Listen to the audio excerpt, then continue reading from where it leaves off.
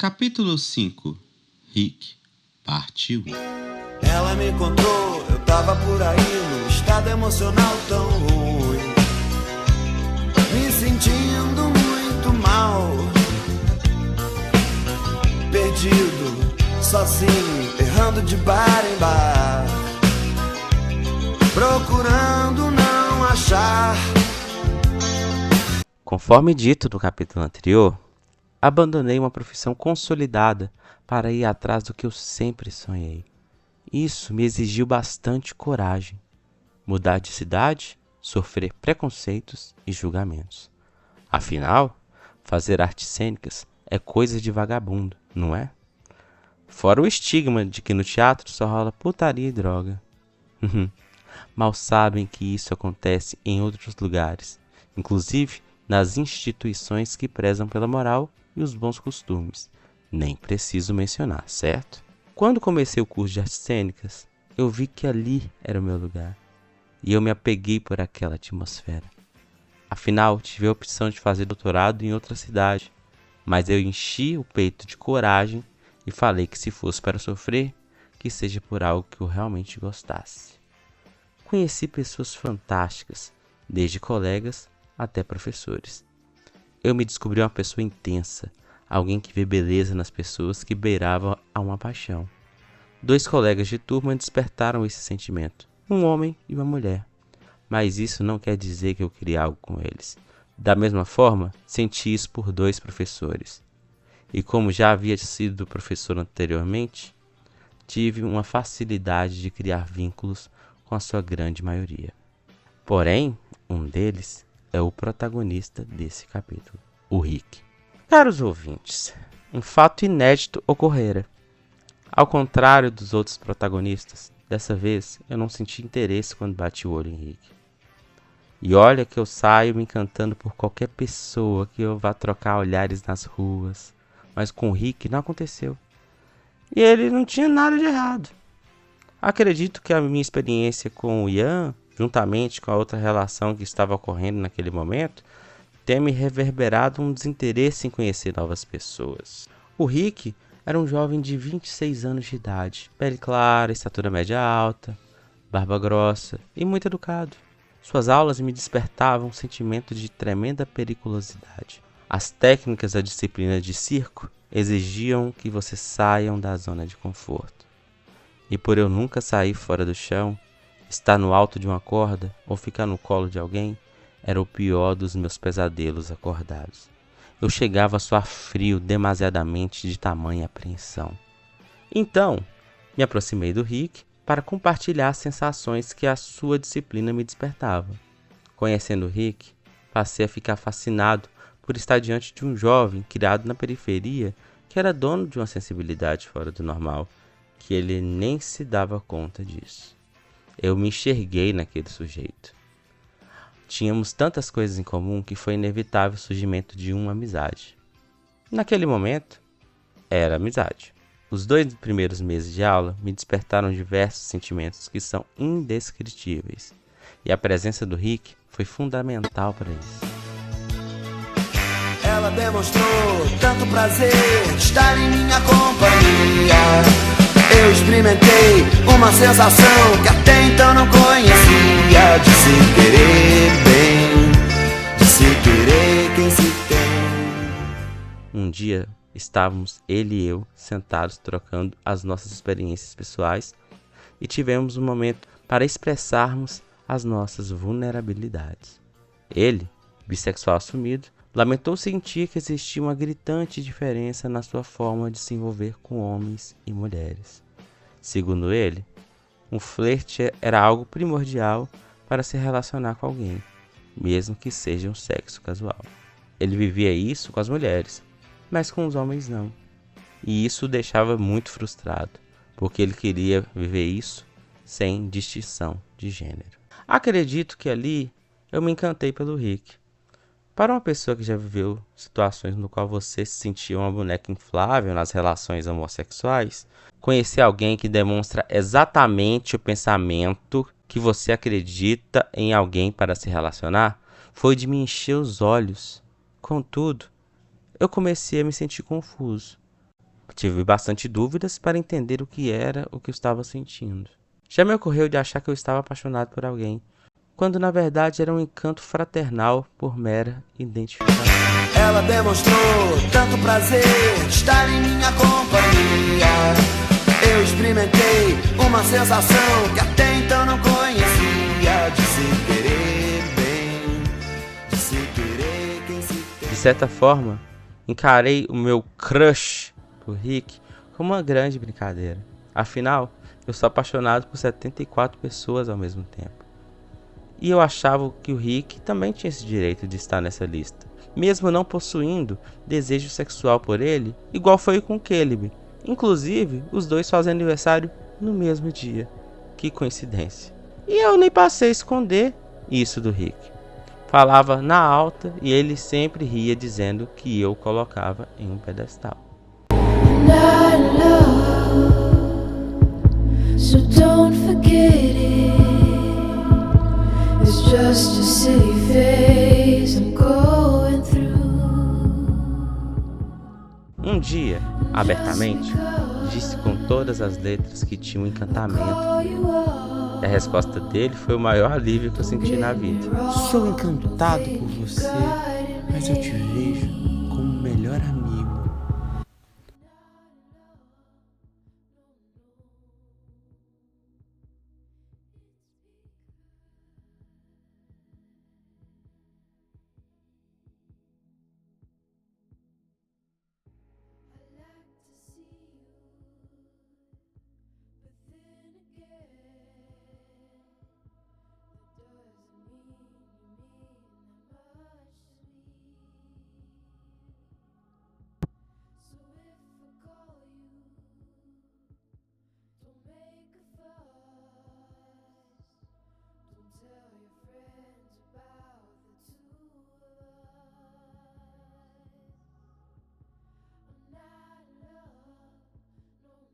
Acho pior é quando a pessoa te diz: eu gosto de você, mas não estou em um momento para viver um relacionamento. Quando eu ouço um amigo dizer que passou por essa situação, eu digo: ela não está no momento para ter um relacionamento com você. Uma semana depois, a pessoa aparece namorando alguém.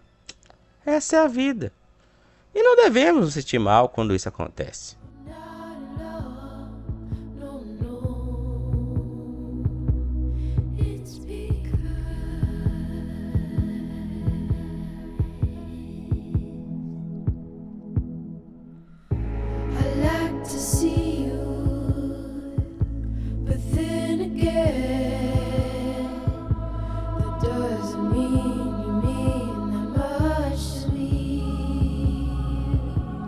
Mas vamos voltar ao caso do Rick. Eu achava ele tão maravilhoso que eu não atribuí o exemplo que dei a ele. Aliás, pela primeira vez, eu acreditei que estava diante de uma relação honesta. E após o episódio de ambos encarar a realidade e falar que estava tudo bem, não ser correspondido, logo por um sentimento que você não sabia do que era uma coisa minha, mas ninguém precisava saber. Aliás, pela primeira vez, acreditei que estava diante de uma relação honesta. E após a troca de conversas sinceras e dizer que estava tudo bem, e eu falei que eu sou bem resolvido quanto a isso. Nos tornamos mais amigos do que nunca. Ele pediu para que eu não me afastasse dele e entendi a minha admiração.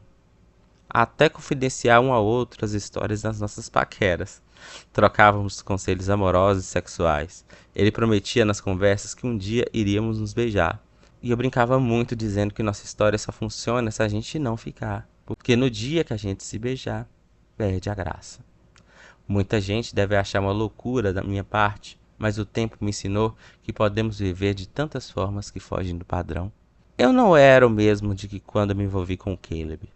Esse envolvimento, inclusive, me fez aprender a não se privar de se relacionar com outras pessoas quando você está ou acredita estar gostando de alguém. Por você, eu dançaria tango no teto, eu limparia os trilhos do metrô, eu iria a pé do Rio a Salvador, eu aceitaria a vida como ela é. Viajaria a prazo pro inferno, eu tomaria banho gelado no inverno. No caso do Rick, eu estava bem longe disso. Pelo contrário, eu levei a amizade a sério, muito a sério, ao ponto de tomar as dores dele quando percebi uma movimentação entre os colegas da turma para sabotar o exercício cênico que ele estava propondo para a turma. Num domingo à noite, ele me perguntou se ele estava sobrecarregando a turma com esse exercício cênico. Eu disse que da minha parte não, e que as pessoas que eram próximas a mim compartilhavam do mesmo sentimento. Aí ele me fala que a Janaína, uma das alunas que era muito próxima a ele, disse para ele parar de pegar pesado com esse trabalho, e eu falei que era para continuar com o trabalho dele. No outro dia, ao chegar à escola, eu encontro Janaína conversando com mais 2 colegas e falando mal do Rick. Que ela estava fazendo o trabalho toda sozinha, que estava se sentindo sobrecarregada, entre tantas coisas num tom furioso. Um dos ouvintes concordou, mas a outra, o nome dela é Anchieta, aconselhou ela a dizer isso ao Rick. Ela disse que havia dito, e mesmo assim ele não parava de jogar trabalho para ela. Aí eu fiquei só observando. Pensei, como um professor formado daria um mole desse ao deixar um trabalho nas mãos de um estudante sem medo de se expor assim? Eu já fui professor também. Quando começou a aula de outra disciplina, a Janaína continuou reclamando do Rick e, para piorar a situação, começou a expor o Rick pegando o celular, mostrando que ele estava mandando arquivos para ela. Porém, sem mostrar o teor da conversa. Aí eu saquei o que estava acontecendo. Janaína estava querendo sabotar o exercício do Rick e estava manipulando os outros colegas para deixá-los inseguros. No intervalo, chamei a Anchieta e perguntei o que ela pensava sobre esse exercício cênico e sobre as falas da Janaína. Ela disse que sentiu o mesmo que eu senti. Daí, decidimos fazer um movimento que era contra o boicote da Janaína. Buscamos todos os colegas próximos e eles toparam o movimento. Por quê? Eu fiquei bastante na dúvida. Porém, eu fiquei bastante na dúvida se eu contava para o Rick ou não. Fiquei com medo de abrir a boca e isso se voltar contra mim depois. Mas depois lembrei que antes dele ser meu professor, ele se tornou meu amigo. E aí, decidi contar tudo a ele. E mandei abrir o olho em relação a Janaína. Ele disse que ela nunca falou nada para ele. E ele só pediu a ela fazer uma função de paleta de cores. Somente isso. Daí o Rick marcou uma reunião na aula seguinte para definir de uma vez por todas se o exercício cênico iria continuar ou não. Ele fez algo que me deixou maravilhado ao iniciar a reunião. Ele fez uma apresentação de como era o exercício cênico de um jeito tão inteligente que mostrou que o trabalho, além de ser bom, era muito prático de se fazer. E aí abriu a voz aos alunos dizerem o que pensavam. Janaína foi a primeira dizendo que para fazer esse trabalho precisava de uma produção cara, inventando um monte de empecilho. E foi apoiada pelo seu colega que argumentou logo em seguida. Theo, um outro aluno, foi o terceiro a dizer, e ele disse que ele era a favor do trabalho. Já que estávamos ali para sermos artistas, tínhamos que nos aparecer. Só que Janaína e Theo já estavam se estranhando em outro trabalho. E depois da fala dele, os dois armaram um barraco que eu comecei a rir de tão maravilhoso que estava. O Rick também estava rindo por dentro, mas controlou os ânimos e as outras pessoas começaram a falar. O meu bonde começou a defender o trabalho. O bonde da Janaína não. Mas havia muitos indecisos. E foi justamente a apresentação inicial do Rick que decidiu o rumo dessa história. Os indecisos começaram a se empolgar com o trabalho e, por fim, a votação ficou entre 12 a favor do trabalho e 6 contra. Isso gerou uma revolta na Janaína, que começou a soltar indireta para as pessoas da sala. O Rick disse que quem não quisesse faria outro trabalho solo, mas o exercício cênico continuou firme. Eu não entro na guerra para perder. Eu mudaria até o meu nome. Eu viveria em greve de fome, desejaria todo dia a mesma mulher. Por você, por você, por você, por você. Esse exercício cênico fortaleceu minha amizade com o Rick, mas ele era muito confuso. Por isso eu gostava de gostar dele. Afinal, desse sentimento eu tenho doutorado. Uma vez ele disse que realmente se sentia que eu colocava em um pedestal, onde ele não estava. Eu simplesmente o provoquei dizendo que talvez ele nunca tivesse tido esse tratamento com as pessoas por quem ele se relacionava. Ali, senti que muitas pessoas como o Rick estão desacostumadas com demonstrações afetivas. Isso assusta muita gente. A sociedade nos condiciona desde novos a guardar os nossos sentimentos e muita gente se habitua com relações em que elas ficavam mais interessadas em quem se apresenta mais inacessível. Não posso afirmar que esse era o caso do Rick, mas posso falar de forma bem categórica que não é o meu caso. Brinco dizendo que para namorar comigo, a pessoa tem que lembrar todos os dias de que eu gosto dela. Igual aquele filme, como se fosse a primeira vez. E olha que ela pode me lembrar a cada segundo que isso não vai me impedir de me encantar por outras pessoas. Se esse amor ficar entre nós dois, vai ser tão pobre amor.